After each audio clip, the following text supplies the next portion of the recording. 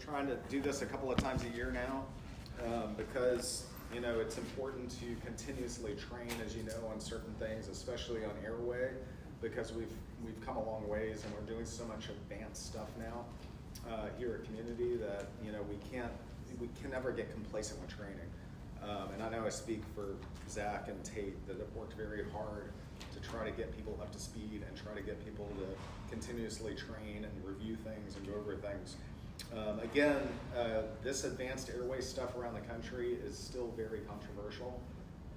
We're slowly making headway, I think, with teaching people the right thing and how to manage some of these complicated patients that you guys see in the field every day. So as we move forward, you're going to see some changes probably start. People are going to start talking about this around the country, which is good because I think we've kind of set the tone here, especially for the Houston area, on some of this advanced physiological and pharmacological principles when it comes to managing these complex patients. So anyway, we'll get started. We're going to go through just a brief review. I'm not going to spend a lot of time on this. This is a review for most of y'all in the room, but if it's something that's new to you and you don't fully understand these concepts, then please today, after the lecture portion is done, come up to me and we can talk about it one-on-one, okay? So I can explain it a little bit better. But this is the meat of what paramedics do, right here, okay? If you don't understand this, then you're not going to understand how to manage these complex patients. So we'll talk a little bit about basic airway management. So the EMTs in the room, your job is equally important, if not as important or more important than the paramedic on scene for an RSI patient. Because if you can't do basic EMT airway skills, then it really puts the medic in a very difficult position because now they got to help with the basic skills so then they can get to the advanced skills, right? Does that make sense? So you guys, you have a very important role in this. So I'm glad to see some basic EMTs here. We'll talk a little bit about these kind of physiological and pharmacological considerations. And then Tate's going to go through some case reviews. Robin's put some data together that we're going to try to publish pretty soon on the stuff that we're teaching, okay, that you guys are doing out in the field. So that's exciting that we might be close to getting some of this stuff out in the literature. All right, so question to ponder. This is what some of these slides I put from the Red Duke Trauma Institute symposium that we just put on in April, and they asked me to give an overview of this stuff for everyone that came to that symposium. And we had a record number of people at that symposium again this year, which is really cool. So a lot of people are very interested in this. They want to learn more about it. But this is a lot of the slides in here is what I used for that symposium. So just think about this through the talk, okay? Why paralytics and abusia? All right, why? Just think about it, okay? All right, so remember, every airway in the field is difficult until proven otherwise, all right? That statement should never, ever leave your brain from this day forward that we don't know by looking at a patient how difficult that airway is going to be managed. We just don't know. The hardest airways I've ever managed as an anesthesiologist in the hospital were skinny patients. They looked totally normal when you looked at them. And then I got in there and we couldn't see anything recognizable. So you just never know when an airway is going to be challenging. Famous quotes. This is one of my favorite slides, okay? Just to entertain you a little bit, wake you up a little bit, all right? My famous quotes that I've heard since training pre-hospital personnel, life flight personnel, ground medics that come rotate with me with lots of experience in Maryland when I train the state police in Maryland. These are famous quotes that I've heard from very experienced providers, okay?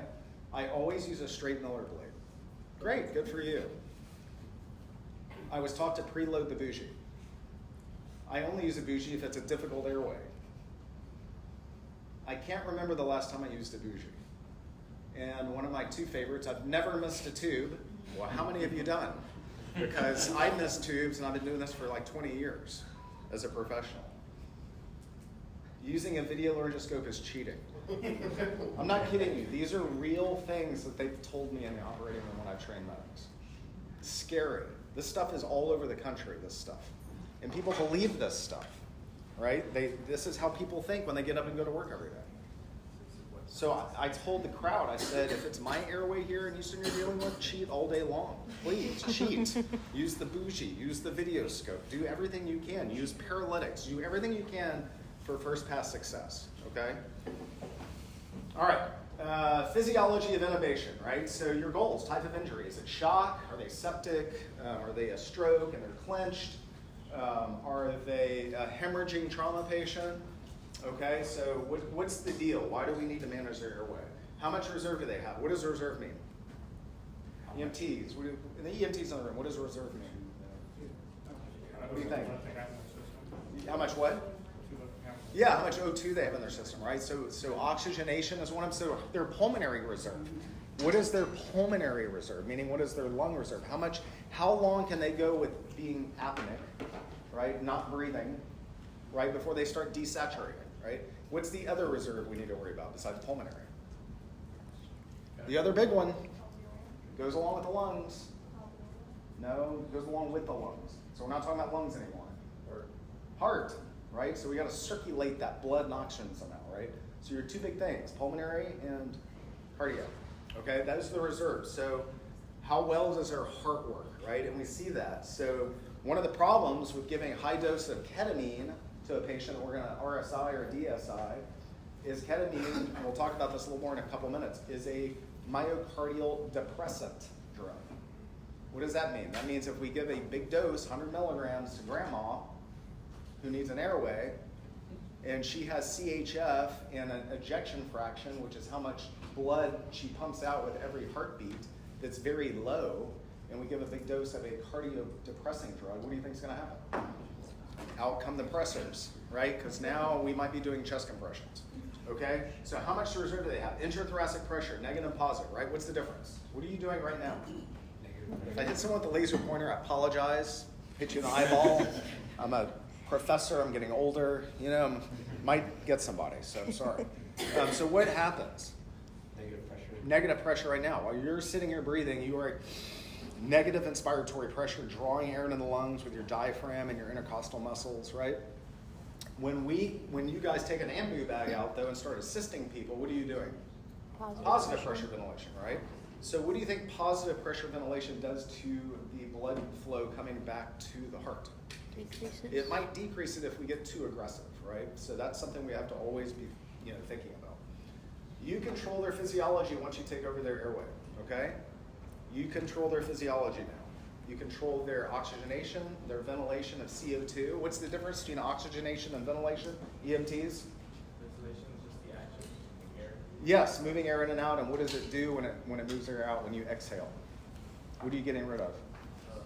CO2, right? So that's ventilation, right? What's oxygenation? Getting oxygen in when you breathe in, right? To the alveoli, to the blood, right? Okay. So again, just these are principles. The reason why we're talking about these basic principles, when we get to the advanced stuff, it'll make more sense, okay? All right, so pulmonary shunt, here we go. This is where it gets to the medical terms, the doctor terms, okay? Pulmonary shunt is what y'all see every day when you show up to the patient and their sats are in the 80s, and you gotta put supplemental oxygen on them, hopefully. Low oxygen, right, that's good. You'd be surprised at how long sometimes it takes us to put oxygen on a patient when they're satting in the 80s. Please put basics, please put oxygen on the patient, okay? Put supplemental oxygen on the patient. They are shunting, okay? They have VQ mismatch going on for whatever reason. Pneumonia, right? Part of their lungs filled with fluid. They've got a pulmonary contusion because they just smashed their chest into the steering wheel because they weren't wearing their seatbelt and the car had no airbags because it was made before 2000 or whatever the year was, right? So whatever is in there causing this shunt, they have what's called ventilation perfusion mismatch. That's the reason they need oxygen, okay? So pulmonary edema, near drowning or a full drowning, right? This all causes this phenomenon, okay? So fluid-filled alveoli, right? Pulmonary edema and pneumonia, we just talked about that, right? Areas of lung that are perfused, meaning areas of lung that are getting blood flow, but poorly ventilated. So the lung is getting blood flow, right? The lung is getting perfused, but the alveoli are filled with fluid, so you can't do oxygen and CO2 exchange. Does that make sense? All right. May or may not be reversible with supplemental oxygen. So let's say you slap a nasal cannula on with end-tidal, right? And you see this, right? And they go up to what? 90%. So what do you do? Nothing. You leave them there, right? No. What do you do? What do you do? EMTs, what do you do? And it sounds silly, but we do this all the time. What should you take out and replace the cannula with? more oxygen, right? To see if it goes up even higher, right? I know these are crazy concepts. This is crazy science we're talking about here. Increase the FiO2 to the patient, a non-rebreather, right? See if that increases their saturation, okay? If it doesn't, then what red flag should be going off in your head? They have a bad problem, right? What's the deal? They have something VQ mismatch going on. So you don't know what it's from. You may not know what it's from immediately. If it's a traumatic injury, you might have an idea, right? Is it a tension pneumothorax developing, right? Because that causes this. So anything that messes up perfusion to the lungs, blood flow to the lungs, or air getting in and out of the alveolar sacs, right? Like a big PE. No more perfusion to the lungs with a big PE, right? Blocking the blood flow to the lung. Air's going in and out, but there's no exchange going on because blood can't get to the alveoli. So anything that blocks air to the alveoli or blocks blood flow to the lung is going to cause this problem, okay? So that's why sometimes we have to put them on what? BiPAP, right? We've got to put them on the vent or CPAP initially in the house and then move them down and get them onto BiPAP, right, to try to fix this problem. That's what we're trying to fix with BiPAP, right? We're trying to maximize ventilation, oxygenation, and perfusion to the lung, okay? Does that make sense to everybody? Have I lost anybody? Okay. You'd be amazed at how many medics around the country don't understand this. They don't read about it, they don't talk about it, they don't train on it, they just know someone needs oxygen. Okay, but now you understand what the problem is. So if you put oxygen on them and it's not working very well, and you put more oxygen on them and it's still working a little better, then you know that there's a bad problem in the lungs going on or with the circulation. So septic shock is a problem, right? Any kind of shock, right, is also going to cause problems like this. Because we need blood now, right? If it's a hemorrhagic shock for oxygen carrying capacity, we need hemoglobin, right, to bind oxygen. Septic shock, they're peripherally vasodilated and they're hypotensive. They need help, they need fluids, they need pressors, they need oxygen, okay? All right, so we can over-distend the alveoli and increase wall stress and tension, right? That's why we're teach EMTs not to over-bag patients too aggressively. Okay, do a nice, gentle chest rise ventilations, okay, with an oral airway in or a nasal trumpet. All right, or if they're intubated already, before we put them on a ventilator, just nice, easy ventilations. Okay, not too aggressive. I love it when I go in the hospital, the ICU, and the respiratory terrorist is at the head of the bed when I get in there, right? And they're doing one of these because the SATs are low. You know, it's like, wait, stop, slow down. Suction, oral airway, basic EMT stuff, right? Every day I go to work as a doc, I use basic EMT level skills every day. It's basic stuff will help the patient. Suction, get a good seal, two-handed technique, then you guys are gonna practice this today. Two-handed technique with a BVM, nice, slow ventilations, okay, to get that oxygenation up again, all right? So, not real aggressively bagging patients, okay? If we over-distend, it causes local inflammation in the alveoli and a decreased ability for gas exchange, all right? So, those little tiny air sacs are very, very fragile. So if we overextend them, blow them up too much by being aggressive with an ambu bag or the ventilator, then we can damage and overstretch those alveoli, and then they have local fluid that fills them, and now you're just causing a worse problem, okay? All right, RSI, DSI, so rapid sequence versus delayed sequence. Who knows the difference? What's the difference? Someone tell me the difference between RSI and DSI. It's the speed at which you push medications. Yes. The RSI is rapid sequence intubation. What is the rapid part of rapid sequence intubation? The medication push. Yes, the medication push. That's it. That's the rapid part. Again, you could ask medicists around the entire United States, and how many people do you think would answer that correctly? Probably a fairly low percentage of them, because they hear rapid sequence intubation. The whole thing's fast. We gotta hurry. We gotta pre-oxygenate, push drugs, get the tube, right? Like the whole thing's quick, right? It's cool, right? Man, we're cool. We got that tube in 2 minutes, right? But it's not cool if you mess up and you're sloppy and it takes 3 attempts, okay? And now the patient's not doing well and they're desaturating. So what's DSI? What's delayed? What does that mean when we say delayed sequence intubation? It's still RSI. It's the same thing. We're talking about the same thing here. You are optimizing the patient before you RSI, you are pushing the drugs rapidly, and then you are slowing down and intubating the patient, right? You're doing it safely and methodically. In DSI, you are slowing down and optimizing the patient, you are resuscitating the patient, you are pushing the meds very quickly, and you are slowing down and intubating the patient. It's the same thing. So I think everyone in the country, there's this myth going around that, oh, we don't RSI people with DSI. Well, tell me about that. That's fascinating. How do you DSI patients, right? Because the rock has to get in there quickly. It's got to work fast, right? That's the part we need to work quick, the sedative and the rock, if we choose to give sedative. We'll talk about that. All right, oh, let me mention one more thing. So how much reserve do they have, right? Signs of tension pneumo. We got to fix that first, right, before we intubate them.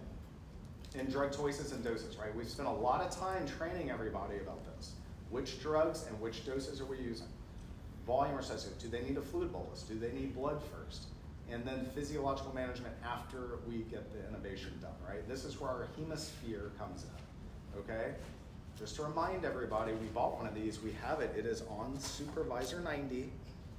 We can take it out and actually put a probe on a patient's finger and get more information. Okay?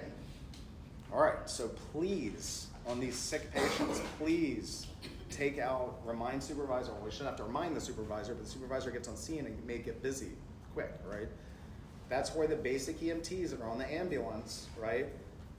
We can send you to get the hemisphere out of the back of the Tahoe and bring it into the ambulance and get it connected to the patient. All right, that's something the basics probably should be doing, not the paramedics. Okay, so it'll be important as time goes on for y'all to train the basics on the EMTs, how to set this up. So Ryan, that's why Ryan's here today. Ryan is here to train you today, to retrain you on the hemisphere monitor. All right, and so the basics that are here today that work on the ambulance, please spend time with Ryan today learning how to put this on a patient. It's like putting a pulse ox on a patient. It's just fancier. Okay, so he'll go through all that with you.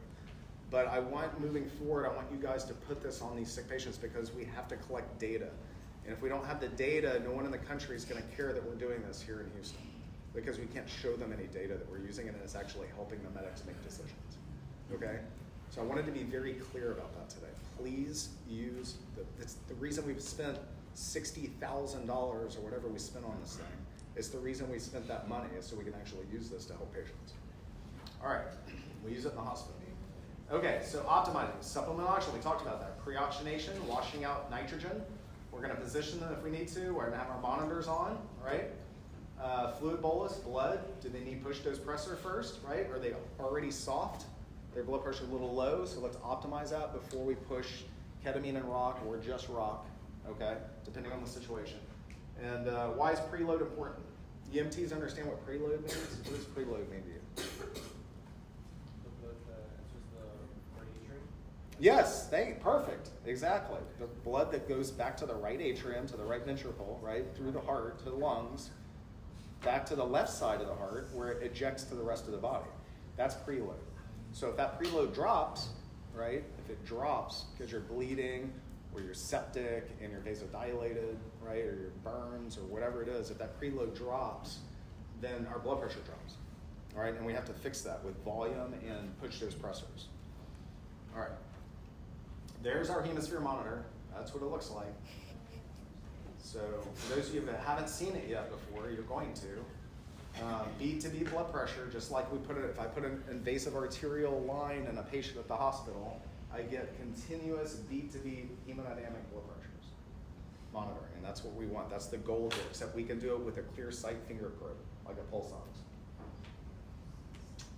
This was Dominic when we first got it to trial out here. We were trying to decide where we could mount this thing in the ambulance. We decided we'll just keep it loose and put it on the table there next to the captain's chair. All right, so checklist, right? Checklist, very important. All right, P3 or P4 to assign roles, right? Patient optimization, we just talked about that. Continuous monitoring, add hemisphere, please. Okay, it's there. Airway equipment out and ready, okay? So we have time to set all this stuff up, right? It's a delayed situation. We're not gonna rapidly manage this patient's airway unless they're dying and they have a clenched jaw and you have to act now, right? Then that's a different situation. I'm talking about the sick patient that's either bleeding or has a head injury or burned or whatever, and you have time to optimize this patient. We have time to get the hemisphere on, oxygenate them effectively, monitor them, get fluids going, get blood going, whatever the case may be, push those pressors, and we're ready to go, okay? And all your equipment is out and functioning, okay? Including oxygen, all right? So don't forget about that. Oh, and make sure the suction's turned on. We're still seeing cases where the suction is, oops, trying to suction the mouth and it's not turned on. Okay, so make sure the suction is actually turned on. And it works. I know, it happens in the hospital too. I always have to make sure my suction in the OR is actually functioning before I put someone to sleep. I can't tell you how many residents I've had to sit there and look at because they didn't check the suction and the patient's vomiting and we're turning the patient and there's no suction. It's like not going. I'm like, did you check the suction? Those are moments of shame that we call going through our training, and it's painful and they never forget it after that. All right. Drugs drawn up, labeled, adequate access. Make sure you have a patent line. That's a big one, right? Does your access actually work? Hard stop, all rules are signed, double check everyone's ready, equipment's functional, and then rapidly administer and flush your sedative and or rock, right? This is the rapid part of RSI or DSI, however you want to call it. Start a timer, 60 seconds. What do you think the average amount of time is between pushing the rock? Now the rock has to get into the patient, right? How long does that take? You push it through an IV, it's still in the line, right? Or at IO, right? And then it gets into the patient, which takes a few seconds. Then it has to do what? Circulate. Circulate. And then what happens after it circulates? Where does it go? The neuromuscular junction receptors, the acetylcholinergic nicotinic muscular receptors, right in the muscle tissue. Right? And then it has to sit there and block those, right? So how long do you think an RSI dose of rocuronium takes for it to actually work so you can easily intubate the patient? Yeah, at least 60 seconds, okay? So how long do you think the average amount of time is for paramedics and resident physicians in the hospital to put the blade in the mouth after the drug is pushed? I see this every day I go to work, I see this. Negative 20, 13. It's about, probably about anywhere between, negative, right away. And that's happened to me. Like the students in there, and I push the rock, and they're like taking the mask off the patient, getting ready to like get their blade. I'm like, whoa, what are you doing? Like, come on. The drug's magic. It's not Jack and the Beanstalk magic, okay? It's not pixie dust magic, all right? So the drug, and now if they're in shock, then what? Infusions. Might be even longer, right? Hello, low cardiac output, low, right? We just talked about that.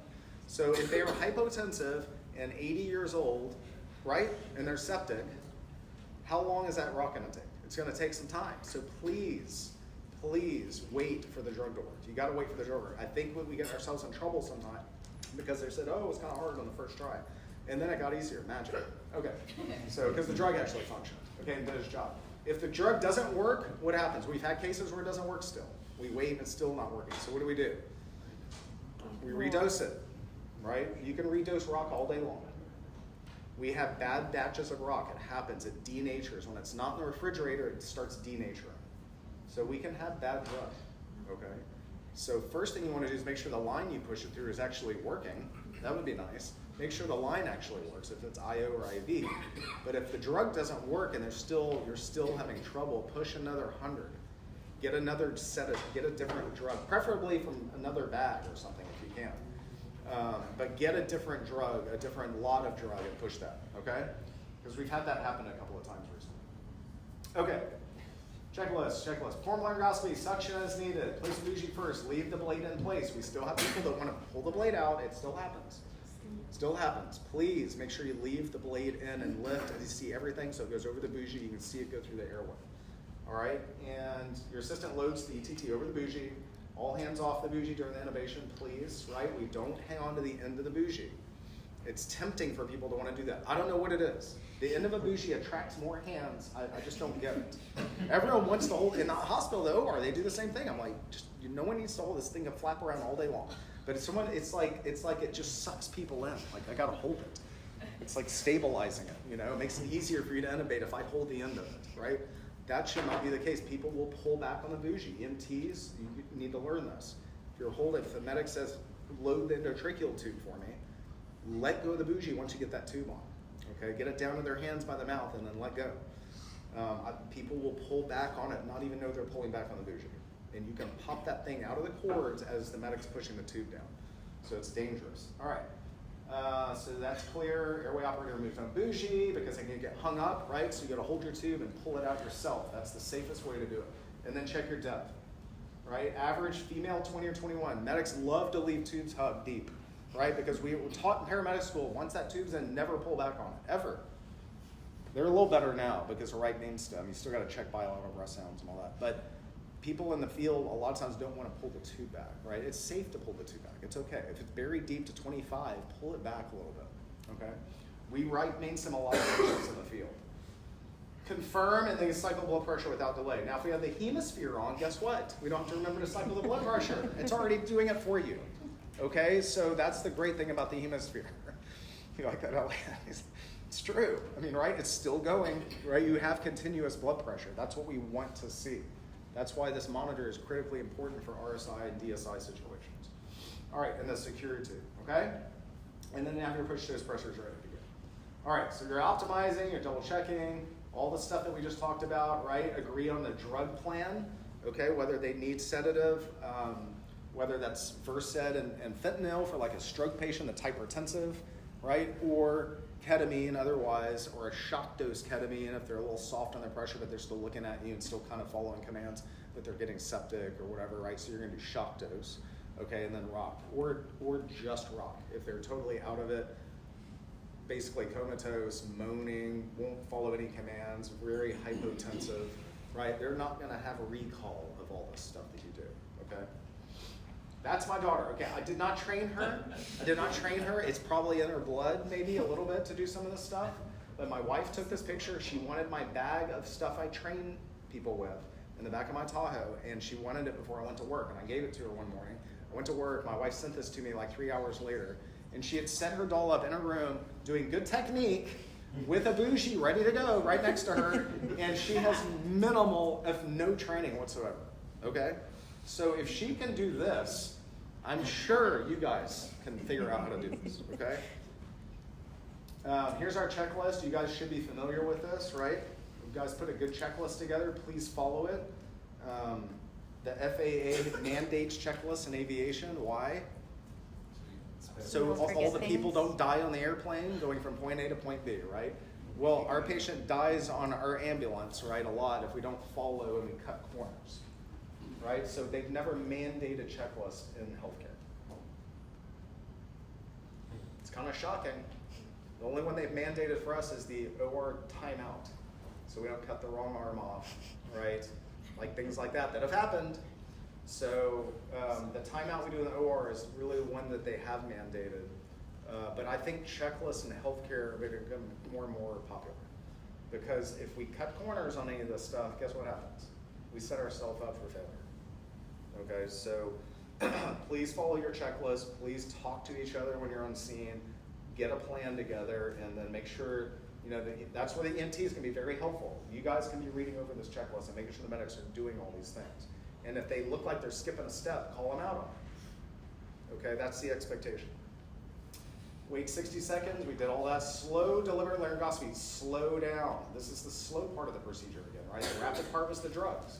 And then we gotta slow down. We gotta wait for the drug to work, right? You can gently assist with oxygenation during this period of time. And then a slow deliberate laryngoscopy. So we've gotta slow down. It's not a rapid rush procedure. All right, RSI DSI myths. This is great stuff. Zach helped me with some of these, I think, because he travels around the country and talks to all these different agencies and what they're doing all over the country. You must have oxygen sats above 91. You choose any number you want to before innovating. Okay, this is stuff that's going on. These are guidelines at different agencies around the country. What's the problem with this? We just talked about it earlier. What's the problem with this? Yeah, but what did we talk about a few minutes ago? What's the pathophysiological process that's happening? VQ mismatch. These patients may never get over 89% no matter what you do. So guess what? Medical director says you can't intubate that patient. Does that make any sense? In the hospital, if they're sat, when I have COVID patients in the ICU, I had to RSI by myself. All the people in their gowns looking through the glass at me in their Herman hospital. I'm by myself, literally. No one else to help me in there. Baseline SAT's 50 before I push drugs. Push drugs, 40s, 20s, teens, while I'm intubating within 10 seconds. It's crazy, right? But this to me, I don't understand this at all, okay? Some patients will not, and when you intubate them and they're 87%, you intubate them because they need to be intubated, their lungs are full of fluid. They go up to what, 91% maybe, with 100% FiO2, right? And it's gonna take days to get them over this number in the hospital, in the ICU, all right? So VQ mismatch, see I even wrote it up there for you. You can prevent this for hours to days. Must wait 3 minutes from pre-oxygenation before intubating.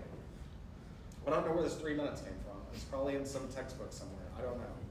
But 3 minutes, I mean, you don't have to wait 3 full minutes, right?